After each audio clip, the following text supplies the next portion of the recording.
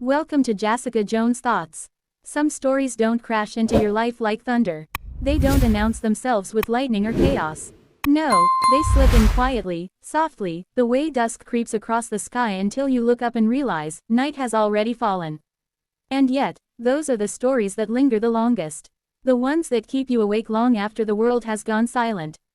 The ones that blur the line between mistake and memory, between love and loneliness. Tonight, I want to share a story that isn't about right or wrong. It isn't even about crossing the line. It's about standing at the very edge of it, trembling and realizing that sometimes even the almost can leave scars just as deep as the what. If it began in the most ordinary way imaginable.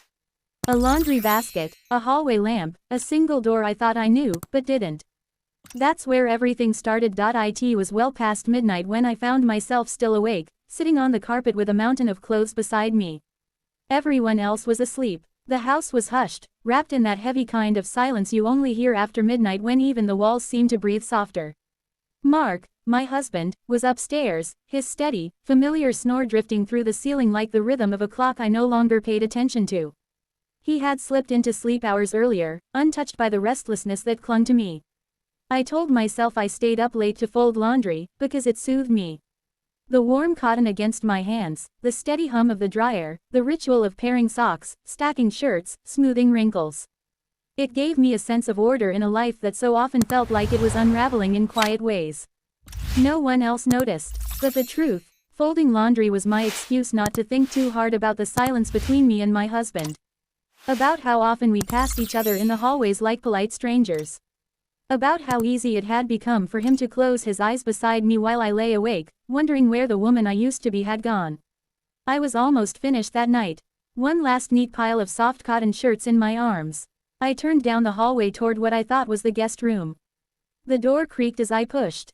It opened, and that's when I saw him. Liam, 19, my stepson. He didn't see me. His back was turned, his shoulders hunched forward as he sat on the edge of his bed, shirtless, his frame too long, too lean like he hadn't yet figured out how to grow into it. His head was bent low, and the dim glow from the hallway caught the sharp curve of his spine folded in on itself as if he wanted to disappear. First, I froze in the doorway, the shirts in my hands pressed tight against my chest. I should have walked away immediately, but something in the stillness of that room pinned me there. He muttered something under his breath.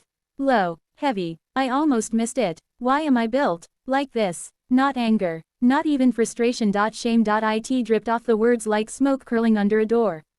My breath caught, because I recognized that tone. I'd spoken to myself in the same way, in years past, when I thought no one was listening. Quietly, I stepped back into the hall, pulling the door shut before he could notice me. But the image didn't leave me. It followed me upstairs, followed me into bed. Even as Mark's breathing rose and fell beside me, steady and detached, I lay awake staring at the ceiling, hearing Liam's voice on repeat.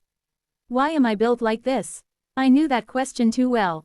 Mark slept soundly that night, as if nothing in the world could trouble him. His breaths were deep, almost rhythmic, like waves brushing a shore I could never quite reach. I turned on my side, facing away, but my eyes refused to close. The thought of Liam lingered, the way he sat, hunched over, the way his voice cracked under the weight of words he hadn't meant anyone to hear.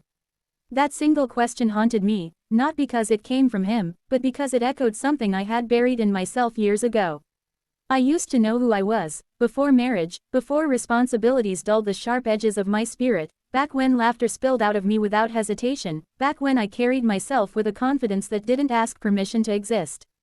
But somewhere along the way, I folded myself smaller, quieter, into roles that felt safer.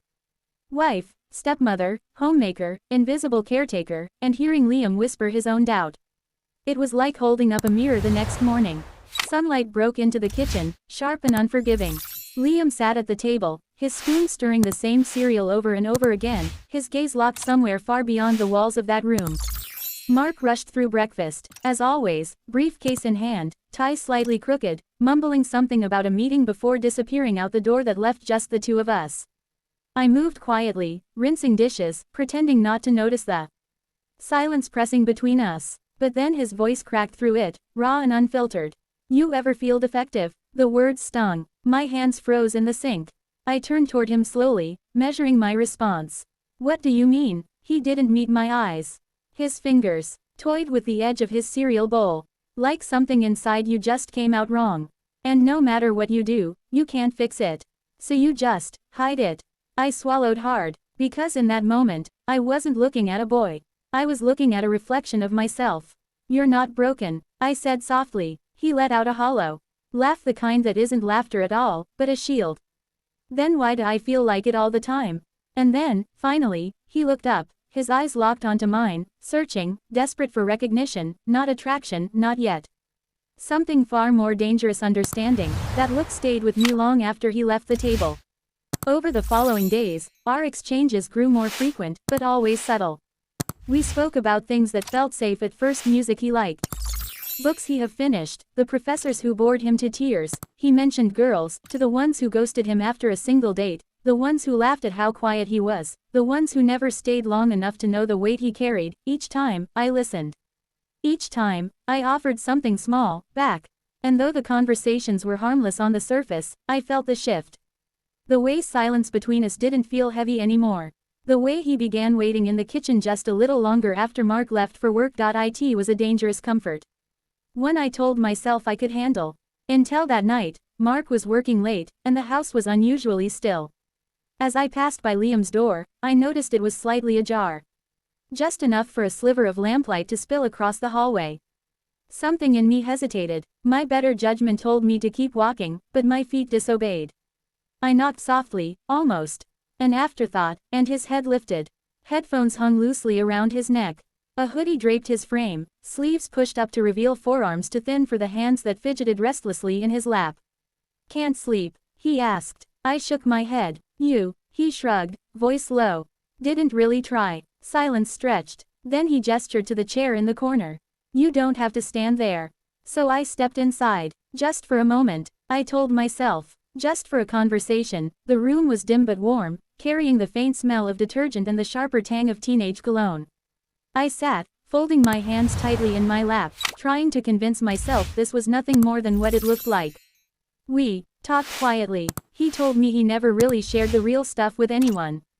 His friends didn't ask the right questions, or they asked in ways that felt mocking, insincere.